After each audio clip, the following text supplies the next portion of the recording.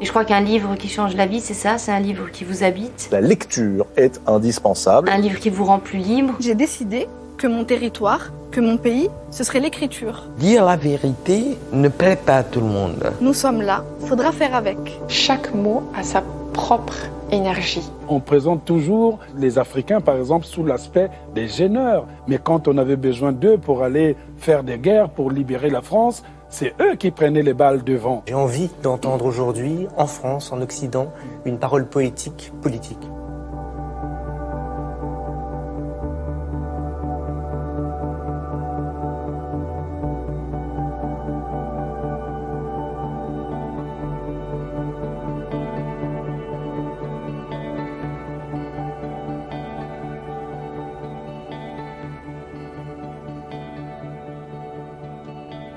Bonjour, je m'appelle Asma et vous écoutez Bookapax, le podcast littéraire et engagé. Si vous êtes là, c'est que vous aimez la littérature. Ici, vous ferez un pas de côté pour regarder les livres autrement. Parce que dans chacune de mes lectures, je cherche la représentation. Je cherche la pluralité, sans stéréotypes, ni clichés éculés. Si vous appréciez ce podcast, faites-le savoir en le notant 5 étoiles sur iTunes, ou en le partageant sur vos réseaux sociaux, ou encore en vous abonnant sur votre plateforme de podcast préférée. Vous pouvez aussi me manifester votre soutien en m'aidant financièrement à rester indépendante. Pour cela, je vous invite à souscrire à la page Patreon de l'émission. Rendez-vous sur le lien en description du podcast. Vous y trouverez toutes les informations nécessaires. Allez, on y va.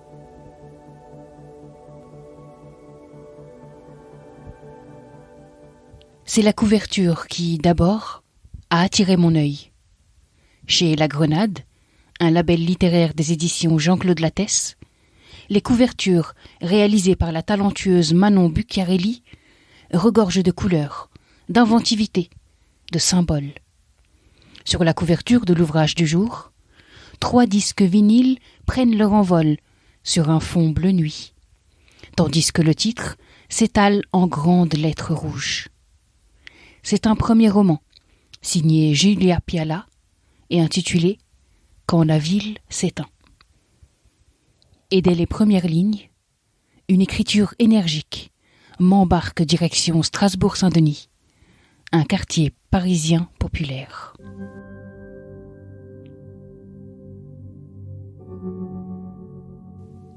En ce temps-là, Strasbourg-Saint-Denis bruissait encore de l'énergie chaotique des quartiers populaires. C'était peu de temps avant que le quartier se fasse sauvagement gentrifier la gueule. Les boucheries halal donnaient encore du tu aux coiffeurs algériens. Les blédards se réunissaient devant les magasins de téléphonie mobile détenus par des Pakistanais. On pouvait s'échanger des cigarettes trafiquées et des bananes plantains. C'était la grande époque des magasins alimentaires chinois et des tailleurs turcs. Les salons de coiffure afro avaient pignon sur rue. Salon de la tresse, palais de la mèche, prestige beauté, Saint-Esprit cosmétique, gloire à Dieu coiffure. À la fin du mois d'août, le bordel de SSD est à son paroxysme. En cette veille de rentrée scolaire, il fait une chaleur du feu de Dieu et l'ambiance est particulièrement électrique. Cobra sort de l'alimentation du faubourg, l'épicerie de son père. Il remonte la rue du Faubourg Saint-Denis, avec sur la gueule cet air attendrissant qui ne le quitte plus depuis qu'il s'est mis en tête de devenir une vedette. Faites-moi percer, faites de moi une star, s'il vous plaît. Ce jour-là, le jeune homme est extatique. Il doit retrouver French et Margot, ses 2 meilleurs copains qu'il n'a pas vus de l'été. French, âge atomique, célibataire à l'état civil, disquaire de profession, s'est taillé dans le sud tout le mois d'août avec sa dernière conquête, écumé les brocantes et les vides-greniers à la recherche de disques rares dans sa camionnette blanche banalisée.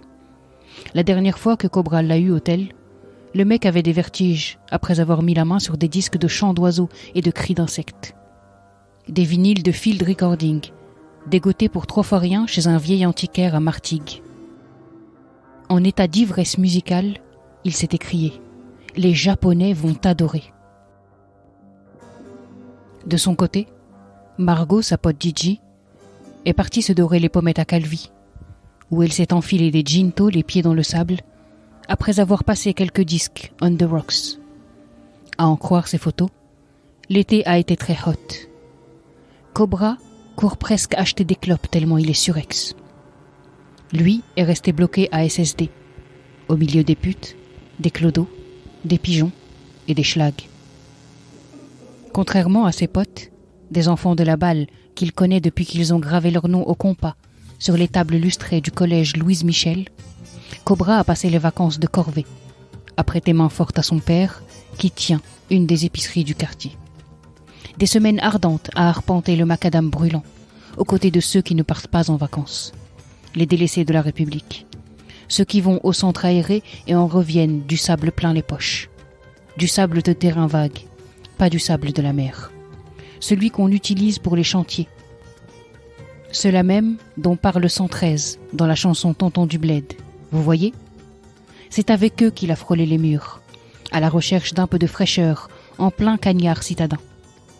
Mais l'été n'a pas été vain puisque ce job lui a tout de même permis de mettre un petit pécule de côté. De quoi payer l'ingé son et le matos, quand les maisons de disques le signeront. Tandis qu'il chemine, balayant du regard les devantures du quartier, Cobra est surpris de constater la fermeture du pressing de Madame Nguyen, transformée en un énième spot cher et laid, où se bousculent des kids branchés. Il passe devant les bars PMU, les bars à jus de fruits et les fromagers. Puis il achève sa course au 47, à la terrasse de chez Jeannette, son repère, son QG. Le bureau, comme il l'appelle, là où l'attend French, installé en terrasse, les pieds calés sur un tabouret. Strasbourg-Saint-Denis est alors scindé en deux. Au début, les spots de blédard, le Sully, les tabacs avec les chaises en plastique en terrasse et les boucheries halal. En haut, les petits spots dans le vent. Au sommet de la chaîne alimentaire, l'hôtel Grand Amour, lieu branché du quartier réhabilité par un dandy graffeur dont on ne fait plus la réputation. Ascension sociale express au rythme de tes pas. Plus tu montes dans la rue du Faubourg Saint-Denis, plus tu accèdes aux endroits branchés.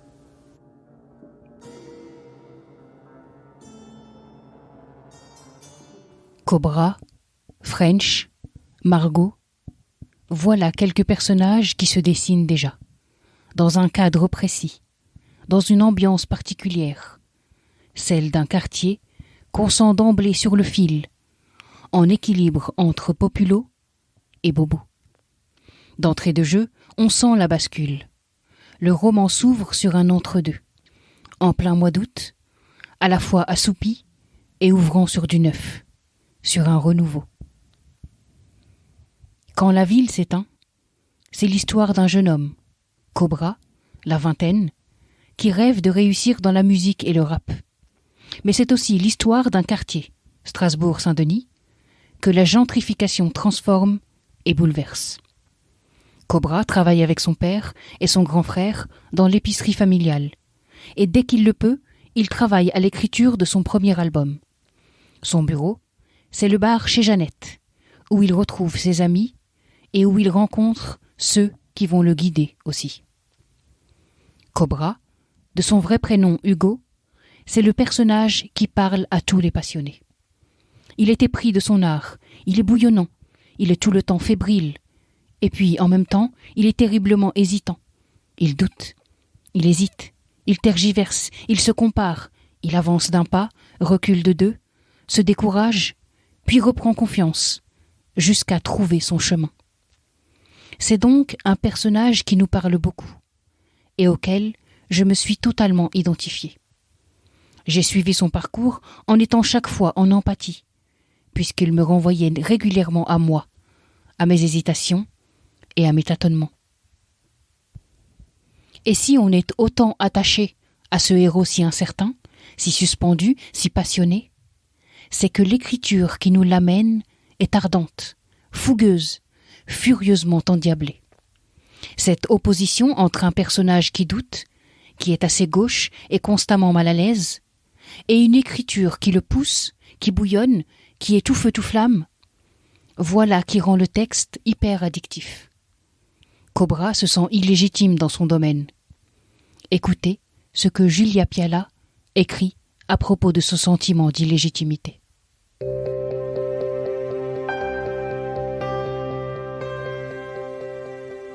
L'illégitimité est un sentiment tenace qui vous pousse dans la gorge comme une tumeur. Au début, ce n'est qu'une gêne, un tressaillement, à peine perceptible. De la jalousie devant ceux qui réussissent, l'envie d'en être. Et cette éternelle question, pourquoi pas moi ? Puis la sensation laisse place à une protubérance, excroissance maladive de vos faiblesses. L'illégitimité, d'abord vibration, devient l'écho de vos peines. Tu n'y arriveras jamais. Tu n'as pas ce qu'il faut. Tu n'es pas qui il faut. Tapie dans les ténèbres de votre cœur, elle s'abreuve de tout ce qui vous rend flou, vous atténue, vous amoindrit. À croire qu'elle y prend un certain plaisir. Puis, l'illégitimité grossit. Elle se transforme en paralysie. C'est le triomphe du non, de la fuite, du déni et le début de la fin. Car l'illégitimité est un sentiment qui métastase, qui gagne bientôt tout le corps, se propage dans l'organisme et vous tue, tel un cancer à petit feu.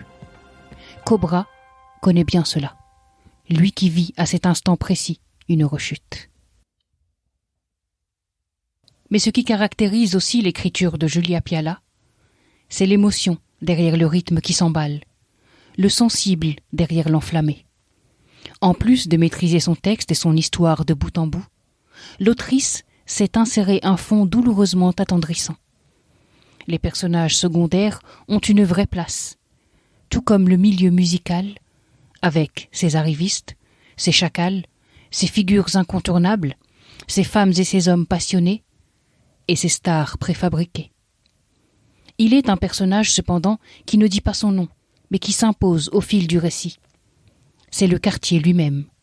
Strasbourg-Saint-Denis, ou SSD pour les intimes, quartier populaire réputé, vit une transformation qu'on suit avec consternation. Sous la plume de Julia Piala, on sent qu'une âme s'envole, qu'une nature profonde s'évapore, peu à peu remplacée par une jolie coquille pour Bobo en mal de quinoa. Cette métamorphose ne se fait pas sans cynisme ni douleur. Des sentiments palpables qui nous accrochent au texte et nous font rire en même temps qu'ils nous irritent. Strasbourg-Saint-Denis est un quartier où je ne me rends pas souvent. Et en refermant ce roman, j'ai eu envie d'y aller, pour voir de mes yeux cette gentrification à marche forcée. Énergique, chargé en émotions, sensible et généreux, Quand la ville s'éteint est un roman qu'on dévore, un roman qui nous fait courir à la poursuite des rêves de passionnés, un roman qui nous donne à réfléchir aussi, au sens que l'on donne à ce qui nous anime, un roman ancré dans un quartier qui bouge, qui évolue, qui rompt avec une histoire, avec une population. À la fois enthousiasmant, drôle et empli d'un profond vague à l'âme, Quand la ville s'éteint est un premier roman qu'on lit entre enthousiasme franc et nostalgie morose, pour que vive la musique.